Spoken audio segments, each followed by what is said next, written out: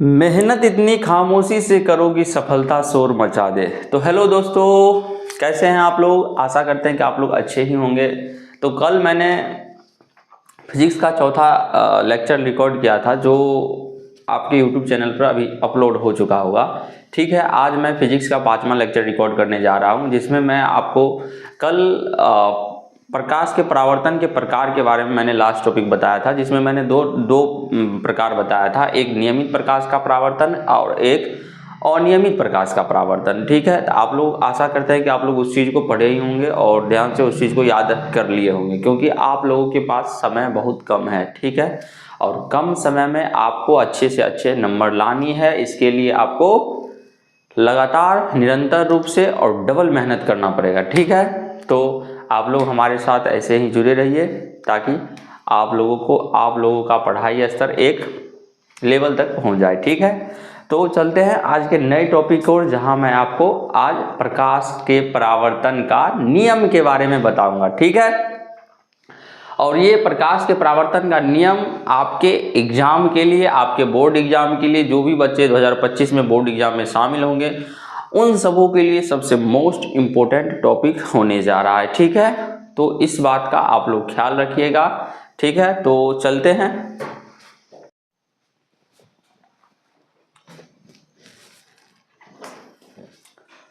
अब हम प्रकाश के परावर्तन के नियम के बारे में चर्चा करेंगे। ठीक है, तो प्रकाश के परावर्तन का नियम, किसी परावर्तक सतह या अपारदर्शी अवरोध।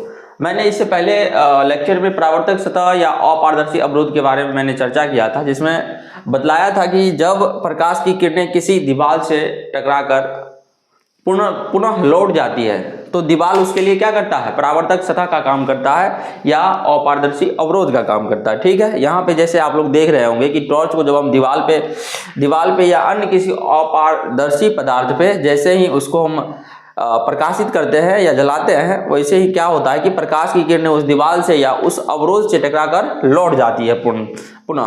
तो ये दीवार उस वक्त क्या करता है, एक परावर्तक सतह का काम करता है, एक अपारदर्शी अवरोध का काम करता है। ठीक है, तो यहाँ पे प्रकाश के परावर्तन के नियम में बतलाया गया है कि किसी परावर्तक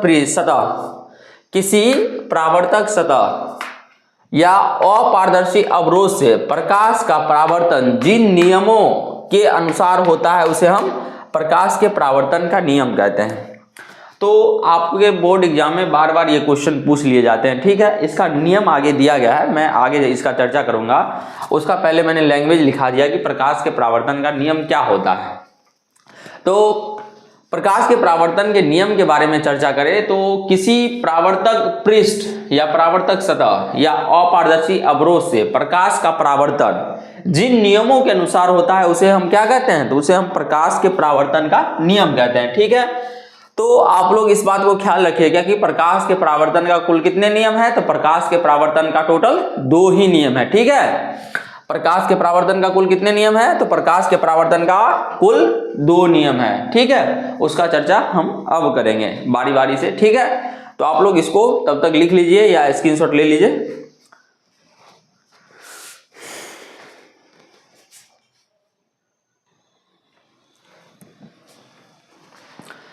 अब हम सबसे पहले प्रकाश के परावर्तन के प्रथम नियम के बारे में चर्चा करेंगे। ठीक है, सबसे पहले हम प्रकाश के परावर्तन के प्रथम नियम के बारे में चर्चा करेंगे। तो प्रकाश के परावर्तन का सबसे पहला नियम होता है कि आपतित किरणें, परावर्तित किरणें और आपतन बिंदु पर डाला गया लंब अर्थात अभिलंब, तीनों एक ही परावर्तक तल में होते हैं। दोबारा सुनिएगा, आपतित किरणें, परावर्तित किरणें और आपतन बिंदु पर डाला गया लंब अर्थात अभिलंब, तीनों एक ही परावर्तक तल में होते हैं।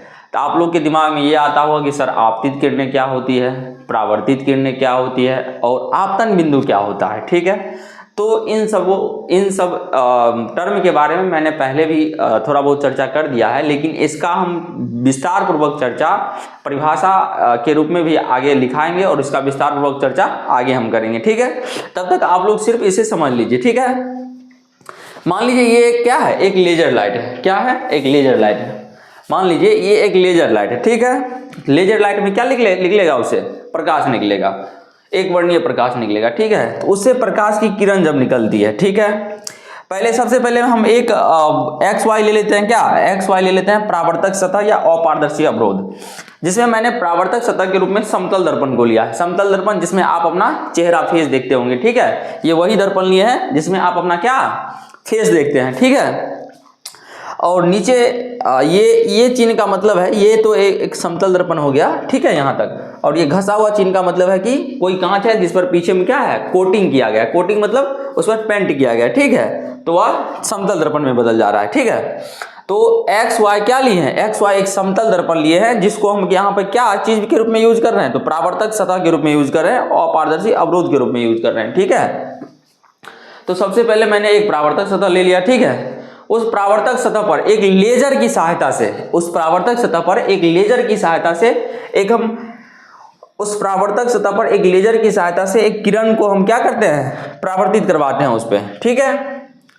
तो इस लेजर से ये किरणें निकल के इस परावर्तक सतह पे कहाँ पे, ओ बिंदु पर पड़ता है, कहाँ पे, ओ बिंदु पर पड़ता है। ओ बिंदु तक ये जो किरण जो है वो क्या कहलाएगी, वह आपतित किरण कहलाएगी। यानी ये बिंदु जो लेजर से निकल करके इस दर्पण पर टकराती है, इस परावर्तक पृष्ठ पर टकराता है, तो ये किरणें क्या कहलाएगी, आपतित किरणें कहलाएगी, ठीक है। और यही किरणें टकराने के पश्चात परावर्तित होकर लौट जाती है। टकराने यहाँ पे टकराई ऊपर और टकरा के क्या हो गया, फिर इधर लौट हो गई, पर लौट गई, परावर्तित हो गई, तो इसको क्या कहेंगे हम, परावर्तित किरणें कहेंगे, ठीक है। तो ये रहा हमारा आपतित किरणें, ये रहा हमारा परावर्तित किरणें, ठीक है। और ये रहा, ये जहां पे ये आपतित किरणें और आपतित किरणें आगे उस पृष्ठ से टकरा करके लौटती है, वो पृष्ठ का वह बिंदु क्या कहलाएगा, तो आपतन बिंदु कहलाएगा। यह बिंदु क्या कहलाएगा, आपतन बिंदु। आपतन बिंदु वह बिंदु है जहां पे आपतित किरणें क्या होती है, आपतित होती है या टकराती है, ठीक है, ये क्या कहलाएगा, आपतन बिंदु कहलाएगा। और आपतन बिंदु से ही टकराने के पश्चात वह किरणें परावर्तित हो जाती है, तो उसे हम क्या कहेंगे, परावर्तित किरणें कहते हैं। तो ओ को एक हम इस बिंदु को क्या मान ले, ओ मान लिए हैं, इस बिंदु को आपतन बिंदु को हम क्या मान लिए हैं, ओ मान लिए, ठीक है। आपतित किरण को ए मान लिए हैं, परावर्तित किरण को ए डैश मान लिए, ठीक है। और देखिए ये अभिलंब हो गया, अभिलंब हो गया, आपतन बिंदु पर डाला गया लंब, आपतन बिंदु पर डाला गया लंब क्या कहलाता है, अभिलंब कहलाता है। ये हम एक लंब डाल दिए, काल्पनिक रेखा डाल दिए, ठीक है। ये आपतन बिंदु पर सीधे सीधे हम डाल दिए हैं, ठीक है, इसको क्या कहेंगे, अभिलंब कहेंगे। और देखिए यहाँ पे आपतित किरण ये हो गया, आपतित किरणें और इस अभिलंब के साथ जो कोण बनता है उसको क्या कहेंगे, आपतन कोण कहेंगे, ठीक है। और जिसे कोण आय से हम सूचित किए हैं। और उसके बाद परावर्तित किरणें, ये हो गया परावर्तित किरणें, और अभिलंब के साथ जो कोण बनेगा उसे हम क्या कहेंगे, परावर्तन कोण कहेंगे, ठीक है। तो ये सब आप लोग समझ लीजिए। और सबसे पहले आप प्रकाश के परावर्तन के प्रथम नियम को लिख लीजिए, जिसमें बतलाया गया है कि आपतित किरणें ये हो गया, आपतित किरणें, परावर्तित किरणें ये किरणें, ठीक है, तथा आपतन बिंदु पर डाला गया लंब, ये देखिए आपतन बिंदु रहा है, उस पर हम क्या किए, लंब डाल दिए, ठीक है, लंब डाल दिए है। यहाँ पे आपतन बिंदु पर डाला गया लंब अर्थात अभिलंब, अभिलंब है, तीनों एक ही परावर्तक तल में होना चाहिए। देखिए एक परावर्तक तल है और तीनों एक ही तल में है, एक ही परावर्तक तल में है, तीनों देख सकते हैं आप लोग, आपतन बिंदु पर तीनों है, ठीक है। तो यही प्रकाश के परावर्तन का प्रथम नियम है कि आपतित किरणें, यानी जो किरणें आपतित होती है परावर्तक पृष्ठ पर, वे किरणें, परावर्तित किरणें यानी जो आपतित किरणें आपतित होती है और परावर्तन के पश्चात लौट जाती है, तो वो परावर्तित किरणें, तथा आपतन बिंदु जहां पे आपतित किरणें आपतित होती है, आपतन बिंदु पर डाला गया लंब अर्थात अभिलंब, अभिलंब ये रहा, तीनों एक ही परावर्तक तल में होता है। तो ये एक परावर्तक तल हो गया और तीनों को आप देख सकते हैं एक ही परावर्तक तल में है। तो ये रहा प्रकाश के परावर्तन का प्रथम नियम, ठीक है। अब हम आगे प्रकाश के परावर्तन के द्वितीय नियम के बारे में चर्चा करेंगे, तब तक आप लोग इसको लिख सकते हैं या फिर स्क्रीनशॉट ले सकते हैं। सिर्फ लिखना ही महत्वपूर्ण नहीं होता है, इसको आप बाकायदा हमेशा रिवीजन करते रहे और याद करते रहे, क्योंकि याद किया हुआ चीज ही आपको एग्जाम हॉल में काम आएगा। वरन लिखने के लिए तो आपके कॉपी बहुत सारा होगा जिसमें आप लिखकर बहुत कुछ रखे होंगे जिसको आप अब तक याद नहीं किए होंगे और सोच रहे होंगे कि कर लेंगे कर लेंगे कर लेंगे, लेकिन ऐसा कभी होता नहीं है। इसलिए जिस चीज़ को आप पढ़ते हैं उस चीज़ को उसी एट अ टाइम उसी समय आप लोग उसको याद कर लीजिए और याद करने के पश्चात उसका बार बार रिवीजन करते रहिए। क्योंकि रिवीजन से ही आपके माइंड में क्लियरिटी आएगा, और जब तक क्लियरिटी नहीं आएगा तब तक एग्जाम में उस क्वेश्चन को आप लोग सॉल्व नहीं कर पाइएगा। अगर क्लियरिटी नहीं रहेगा तो आपको यदि आते भी रहेगा उस क्वेश्चन का आंसर, फिर भी आप लोग स्पष्ट तरीके से नहीं लिख पाइएगा। ठीक है, तो स्पष्ट तरीके से क्वेश्चन का आंसर देने के लिए सबसे परम आवश्यक है कि आप जिस चीज को पढ़ रहे हैं उसको बार बार रिवीजन करें, बार बार याद करें, ताकि वो चीजें आपके माइंड में सेट हो जाए। ठीक है, तो इस चीज को आप लोग या तो लिख लीजिए या स्क्रीनशॉट ले लीजिए। तब तक मैं हट जा रहा हूं। ठीक है,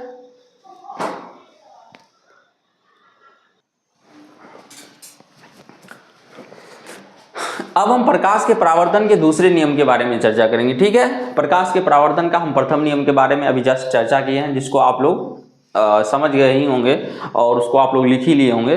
तो ये प्रकाश के परावर्तन का दूसरा नियम रहा। ठीक है, तो प्रकाश के परावर्तन का पहला नियम कहता था कि आपतन कोण, परावर्तन कोण और आपतन बिंदु पर डाला गया लंब अर्थात अभिलंब तीनों एक ही परावर्तक तल में होना चाहिए। लेकिन प्रकाश के परावर्तन का दूसरा नियम क्या कहता है? तो प्रकाश के परावर्तन का दूसरा नियम कहता है कि जब प्रकाश का परावर्तन होगा, ठीक है, जब प्रकाश का परावर्तन होगा तब आपतन कोण परावर्तन कोण के सदैव बराबर होना चाहिए। ठीक है, सदैव बराबर होने का मतलब है कि जब भी आपतन कोण का मान, यदि आपतन कोण का मान 90 डिग्री है तो परावर्तन कोण का मान भी 90 डिग्री ही होना चाहिए। यदि आपतन कोण का मान 40 डिग्री है तो परावर्तन कोण का मान भी 40 डिग्री ही होना चाहिए। ठीक है, यही हमारे प्रकाश के परावर्तन का दूसरा नियम है। तो प्रकाश के परावर्तन के दूसरा नियम को आप लोग पढ़ सकते हैं कि आपतन कोण सदैव परावर्तन कोण के बराबर होना चाहिए। यदि आपतन कोण कोण आय, यदि हम आपतन कोण को कोण आय मान ले और परावर्तन कोण को कोण आर मान ले, देखिए ये हो गया कोण का निशान हो गया। ठीक है, सिंबल हो गया, इसमें आय हो गया, ये आय मतलब हम आपतन कोण मान लिए और आर मतलब परावर्तन कोण मान लिए। ठीक है, तो यदि आपतन कोण कोण आय हो और परावर्तन कोण कोण आर हो तब आपतन कोण बराबर परावर्तन कोण ऑलवेज। ठीक है, तो इस चीज को आप लोग लिख लीजिएगा अच्छे से, क्योंकि आपके या एग्जाम के दृष्टिकोण से सबसे मोस्ट इंपोर्टेंट टॉपिक है इस चैप्टर का। ठीक है, तो इस चीज को मैं अभी समझा देता हूं कि आपतन कोण सदैव परावर्तन कोण के बराबर कैसे होगा। ठीक है, आप लोग इस चीज को जैसे ही आप लोग पढ़े होंगे तो आपके माइंड में रिमाइंड होता होगा कि पहले भी मैंने इस चीज के बारे में पढ़ चुका हूं। हमारा क्लास यदि आप रेगुलर देख रहे होंगे, निरंतर रूप से देख रहे होंगे, तो आप लोग को इस चीज के बारे में तो थोड़ा जानकारी होगा ही, क्योंकि मैंने जब नियमित प्रकाश का परावर्तन बता रहा था तो उसमें प्रकाश के नियमित परावर्तन का मैंने 2 शर्त बताया था, जिसमें पहला शर्त था कि प्रकाश के नियमित परावर्तन के लिए परावर्तक सतह क्या होना चाहिए? चिकना होना चाहिए, चिकना होना चाहिए, चमकीला होना चाहिए, समतल होना चाहिए। ठीक है, और दूसरा नियम में मैंने बताया था कि नियमित प्रकाश के परावर्तन में क्या होता है कि आपतन कोण परावर्तन कोण के बराबर होना चाहिए। ठीक है, तो ये रहा नियमित प्रकाश के परावर्तन का दूसरा नियम, मैंने पहले ही चर्चा कर चुका हूं। ठीक है, लेकिन ये है प्रकाश के परावर्तन का दूसरा नियम, ये प्रकाश के परावर्तन का दूसरा नियम और नियमित प्रकाश के परावर्तन का शर्तें, दूसरा शर्त है, ये दोनों एक ही बात कहता है। ठीक है, एक ही बात क्या कहता है कि आपतन कोण सदैव परावर्तन कोण के बराबर होना चाहिए। यदि आपतन कोण कोण आय और परावर्तन कोण कोण आर हो तो कोण आय बराबर कोण आर। अब सर आप कहिएगा कि सर इसमें आपतन कोण कौन है और परावर्तन कोण कौन है? तो सबसे पहले ये रहा क्या, ये रहा आपतित किरणें। ठीक है, ये आपतित किरणें हैं जो लेजर से निकल करके सीधे परावर्तक सतह पर क्या है, टकराती है। कहां पे टकराती है? तो बिंदु O पे टकराती है। ठीक है, जैसे ही ये किरण A टकराती है बिंदु O पे, O क्या कहलाएगा? आपतन बिंदु। O पे टकराया और टकरा करके किधर लौट गया? इधर लौट गया, परावर्तित हो गया। तो ये A डैश क्या हो गया? ये A किरण है और ये A डैश परावर्तित किरण है। ये आपतित किरण है, ये परावर्तित किरण है। ठीक है, तो ये आपतित किरण हो गया, ये परावर्तित किरण हो गया। उसके बाद देख लीजिए, ये आपतन बिंदु, ये आपतन बिंदु रहा, आपतन बिंदु रहा जिसको मैंने यहाँ डिनोट कर दिया है। और ये आपतन बिंदु पर डाला गया क्या है? लंब है। ठीक है, लंब है, तो ये क्या कहलाया? अभिलंब कहलाया। ठीक है, और यहाँ पे आप ध्यान रखिएगा कि आपतन कोण और परावर्तन कोण यहीं पे बनेगा। ठीक है, तो यहाँ पे आपतित किरण और अभिलंब के साथ देखिए ये अभिलंब रहा। ठीक है, ये अभिलंब यहां से यहां के बीच जो कोण बनेगा, आपतित किरण, ये रहा आपतित किरण और अभिलंब के साथ जो कोण बनता है उसे हम क्या कहेंगे? आपतन कोण कहेंगे। और ये परावर्तित किरण और अभिलंब के साथ जो कोण बनेगा उसको हम क्या कहेंगे? परावर्तन कोण कहेंगे। ठीक है, इस बात को एक बार और रिमाइंड कर लीजिएगा कि आपतित किरण और विलंब के साथ जो कोण बनेगा उसे आपतन कोण कहेंगे, और परावर्तित किरण और विलंब के साथ जो कोण बनेगा उसे हम क्या कहेंगे, परावर्तन कोण कहेंगे। ठीक है, तो आप लोग इसको नोट कर लीजिए। अब हम छोटे छोटे परिभाषा के बारे में चर्चा करेंगे जो इस टर्म में यूज किया गया है। ठीक है, क्योंकि इसको जान लेना भी बहुत ही आवश्यक है। हालांकि एग्जाम दृष्टिकोण से उतना महत्वपूर्ण नहीं है, लेकिन फिर भी मैं आपको बतला दे रहा हूं ताकि आप लोग इस चीज के बारे में भी नॉलेज रखें। ठीक है, तो आगे चल के मैं आपको अभी कई सारे परिभाषा बताऊंगा, जिसमें पहले तो परावर्तक पृष्ठ क्या होता है, परावर्तक सतह क्या होता है, उसके बारे में मैं परिभाषा बताऊंगा। उसके बाद मैं आपतित किरण के बारे में परिभाषा बताऊंगा। उसके बाद हम परावर्तित किरण के बारे में परिभाषा बताऊंगा। उसके बाद मैं आपतन बिंदु के बारे में परिभाषा बताऊंगा, और उसके बाद मैं फिर अगले नए टॉपिक पर चर्चा करूंगा। ठीक है, तो आप लोग इसको लिख लीजिए और ध्यान से याद कर लीजिएगा, क्योंकि ये आपके एग्जाम के दृष्टिकोण से बहुत ही मोस्ट इम्पोर्टेंट टॉपिक है, इसलिए आप इसे भूल नहीं कीजिएगा, याद रख लीजिएगा। ठीक है, तो इसको आप स्क्रीनशॉट ले सकते हैं।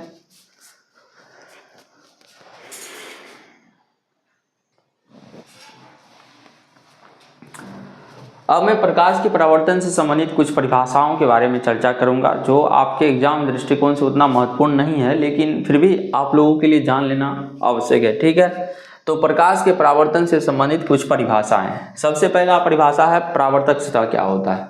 तो प्रकाश के परावर्तन में मैंने कई जगह पे आपको परावर्तक सतह के बारे में यूज किया हूँ, और परावर्तक सतह की जगह अपारदर्शी अवरोध का यूज किया हूँ। तो उसके बारे में उसके बारे में आपको जान लेना आवश्यक है कि वैसा सभी समतल व चिकनी सतह, समतल कहने का मतलब है कि बिल्कुल प्लेन होना चाहिए। क्या होना चाहिए, बिल्कुल प्लेन और चिकना होना चाहिए, उस पर क्या पॉलिश्ड होना चाहिए। चिकनी मतलब उस पर पॉलिश्ड होना चाहिए, सिर्फ प्लेन ही नहीं होना चाहिए बल्कि उस पर पॉलिश होना चाहिए। देखिए दीवार ये प्लेन है, दीवार जो आपको दीवार पर प्लास्टर कर दिया जाए तो वो प्लेन सा दिखता है, लेकिन ये वो चिकनी नहीं रहता है। ठीक है, लेकिन ये जो है ये समतल भी है और चिकनी भी है, क्योंकि इस पर पॉलिश चढ़ा हुआ है। ठीक है, ये बोर्ड हो गया, ये समतल भी है और चिकनी भी है। ठीक है, तो ऐसा सभी समतल व चिकनी सतह जिससे प्रकाश या प्रकाश की किरणें टकराकर लौट जाती है उसे परावर्तक सतह कहा जाता है। ठीक है, तो ऐसा सभी समतल व चिकनी सतह जिससे प्रकाश की किरणें टकराकर लौट जाएगी उसे हम क्या कहेंगे, उस सतह को क्या कहेंगे, उस सतह को कहेंगे हम परावर्तक सतह कहेंगे। ठीक है, तो आप लोग इस चीज को लिख लीजिएगा, लेकिन उतना एग्जाम दृष्टिकोण से महत्वपूर्ण नहीं है, इसलिए केवल इस पे ध्यान एक बार ही दीजिएगा, एक बार इसको रिवाइज कर लीजिएगा, पढ़ लीजिएगा, बार बार इसको देखने की कोई जरूरत नहीं, क्योंकि आपके एग्जाम दृष्टिकोण से ये उतना महत्वपूर्ण नहीं है। ठीक है, जो आपके एग्जाम दृष्टिकोण से महत्वपूर्ण रहेगा उसके बारे में हम पहले ही आपको चर्चा कर दूंगा। ठीक है, तो आप लोग इसको लिख सकते हैं। ये सतह यहाँ पे, हाँ यहाँ पे आप देख लीजिए, यहाँ पर जो हम परावर्तक सतह का यूज किए वो क्या था, समतल दर्पण था, जिसमें आप अपना चेहरा यानी मुखड़ा देख रहे होंगे। ठीक है, तो वही हो गया, यहाँ पे हम परावर्तक सतह के रूप में यूज किए हैं। ठीक है, इस इमेज को आप एक ही इमेज को बनाइएगा, प्रकाश के परावर्तन के नियम बताए थे, एक इमेज वहां बना लीजिएगा, वही इमेज आपके लिए काफी रहेगा, वही इमेज के आधार पर ये सारा चीज आपको लिख लीजिएगा। ठीक है, तो चलते हैं आगे।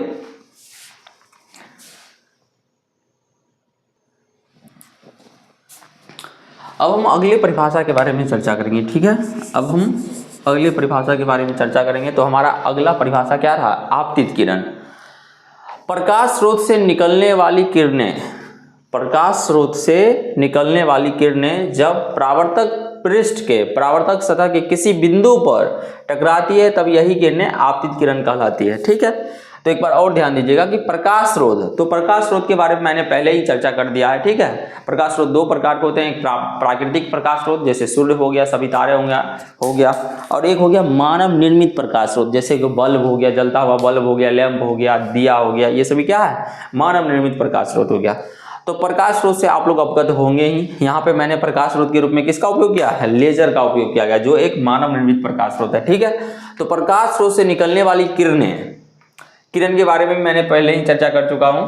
तो प्रकाश स्रोत से निकलने वाली किरणें जब परावर्तक सतह के बारे में मैंने इससे जस्ट चर्चा किया ही हूं। ठीक है, तो प्रकाश स्रोत से निकलने वाली किरणें जब परावर्तक सतह के किसी बिंदु पर टकराती है तब यही किरणें आपतित किरण कहलाती है। ठीक है, तो यहाँ ये रहा एक परावर्तक सतह, ठीक है, परावर्तक सतह रहा, ठीक है, और यहाँ पे प्रकाश स्रोत रहा, क्या रहा, लेजर लाइट क्या है, एक प्रकाश स्रोत है, क्या है, एक प्रकाश स्रोत है। लेजर लाइट क्या है, एक प्रकाश स्रोत है। तो वे सभी वस्तुएं जिनसे प्रकाश हमें प्राप्ति होती है, जिनसे प्रकाश निकल सकता है, वे सभी क्या कहलाते हैं, प्रकाश स्रोत कहलाते हैं। ठीक है, तो ये रहा प्रकाश स्रोत, और इनसे क्या होती है, किरणें निकल रही है, प्रकाश की किरण निकल रही है, और ये किरण निकल के कहाँ टकराती है, तो परावर्तक सतह के किसी बिंदु पर, यहाँ पे कौन सा बिंदु है, बिंदु O है, तो O बिंदु पर टकराती है, तो ये किरणें क्या कहलाएगी, आपतित किरण कहलाएगी। तो इसको आप लोग नोट कर लीजिए। आगे की परिभाषा मैं अगले लेक्चर में बताऊंगा, तब तक के लिए जय हिंद।